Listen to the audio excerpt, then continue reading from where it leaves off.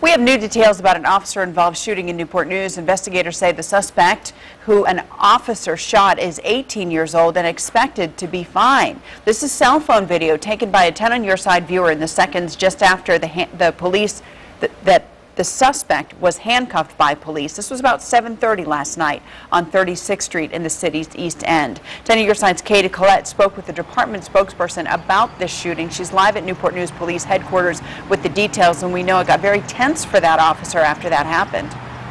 Yeah, it certainly did, Carrie. He was very cautious about what he did, according to the police department. A very quick response by officers, again, according to a spokesperson for the police department. We're still working to find out that suspect's name, but here's what we do know. One Newport News police officer told another there was a man with a gun in the East End area, and he described the suspect. Not long after, the officer saw the suspect and tried to talk with him. That's when police say he ran.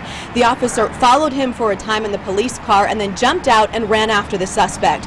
Investigators say just before 7:30, the officer caught up with the man near apartments at Marshall Courts, wrestled him to the ground, and sprayed him with pepper spray.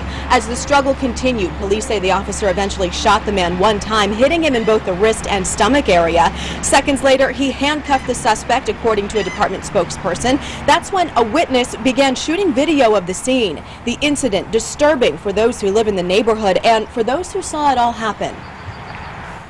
The boy was running and he was trying to tell me to help him. I don't know for what. Then he was running, he had the gun in his hand, holding it by the handle. He was running.